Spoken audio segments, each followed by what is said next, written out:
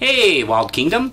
I have the newest episode of the Old 52, which, in case you weren't familiar with, this is where I take a spotlight peek at #1 issues of defunct series. And you know what? Since there's a new #1 every 12 seconds, there's quite a few of them, actually. I could have done a whole bunch of these. But this week, we're going to be taking a look at Harley Quinn, #1.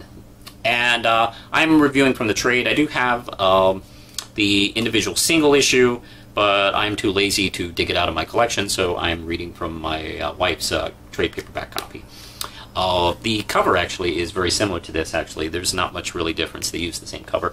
And this is the first issue of the story arc, Preludes and Knock Knock Jokes, which I'm taking as a Neil Gaiman Sandman reference, which is hilarious. I never would considered, like, oh yeah, totally, let's reference Sandman in the Harley Quinn books. Anyway, this is by Carl Kiesel, and the art is from Terry Dodson with his wife Rachel Dodson. And this is back when Terry Dodson was really just starting to build his rep as the fantastic artist he is.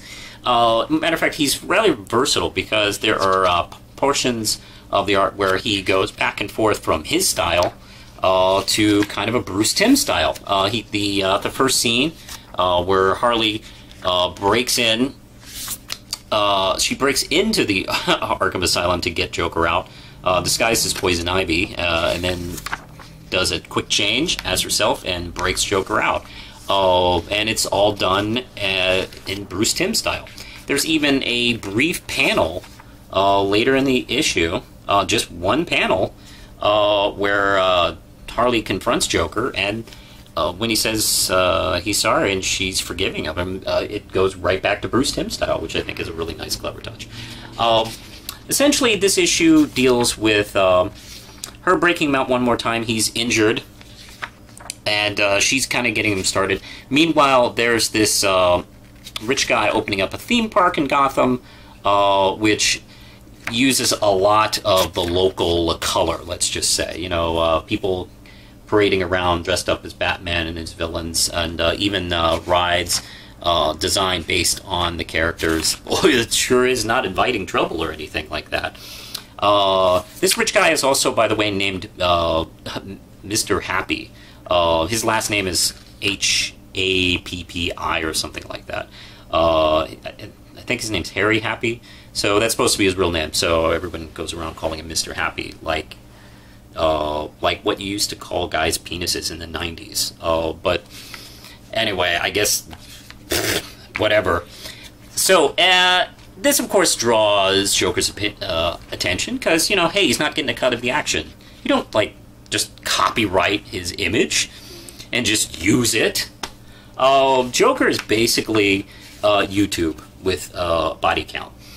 And, let's see, he, of course, sends Harley and his henchmen to check the place out, but he gets kind of himself and, you know, steps in. But, you know, this is all basically kind of a plot anyway to kind of get rid of Harley anyway.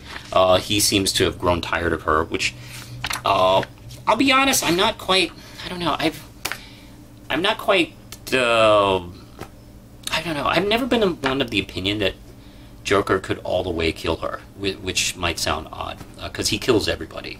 He kills his henchmen for less than nothing. But there's something about Harley that I always thought that maybe he just couldn't bring himself to kill. Yeah, he could abuse like crazy, but I always found something that Bruce Dini, one of Harley's creators, he had this opinion. Oh no, he actually stated in an interview. He said, I think it's on one of the Batman animated DVDs, where he's talking about Harley Quinn, and he said that he believes that somewhere in that shriveled nut of a heart that he actually cares about her. So when DC brought Harley Quinn in and gave her own series, the idea was to break them up and get her started on her own. And yeah, she's been an anti-hero lately in the New 52 with her current popular series. But that really kind of started here, frankly. Because I think DC was trying to figure out, like, the editors of DC admittedly are like, well, I mean, how do you make a serial killer fun and, you know, get people to get behind the book? Because they did attempt to do a Joker series back in the 70s, and I think that lasted 9 issues or something like that. This book lasted much longer than that. So what do? Well, you break them up and you make her a little bit more sympathetic. And let's face it, there is kind of a problematic issue dealing with their relationship, and this did start in the animated series, and I think was partly addressed in the comic book series. Is the Joker is fairly abusive to her, and that's not something fun to sell to kids. But the weird thing is, it's like these are 2 psychotic, murdering supervillains, and they're not good role models anyway. So is it bad to show them that way, or is it like almost like one of those examples where they're good role models because they show you what not to do and how to not behave? But I can understand that opinion and viewpoint of the characters, and you know, it is something that would probably be uncomfortable to kind of like continue. I always felt that maybe as keeping them as a couple, you could probably make them a little bit more balanced, where she can be as threatening to him, almost like the movie version of Gomez and Morticia, actually, where they seem kind of dangerous altogether and they kind of get each other. I suppose maybe some creators would be uncomfortable showing Joker in a vulnerable spot, because, you know, fans would kind of react that way. They wouldn't, you know, it's funny, a lot of fan reactions to how Joker is portrayed is very similar to the way people react to the way Batman is portrayed. So God forbid, you know, you show one of these 2 characters vulnerable to somebody, or not have the upper hand, or, you know, something like, or be kind of human, which is, I don't know, you know, they are both actually human beings. I know they behave in such ways, but they actually are people underneath. So I wish, you know, they could be portrayed in such ways. The plot ends with Harley standing up to him and realizing, hey, you just tried to murder me, and, you know, breaks up with him, and true Harley Quinn style, where she just throws him to harm's way, with him getting away and Mr. Happy vowing to do something, frankly.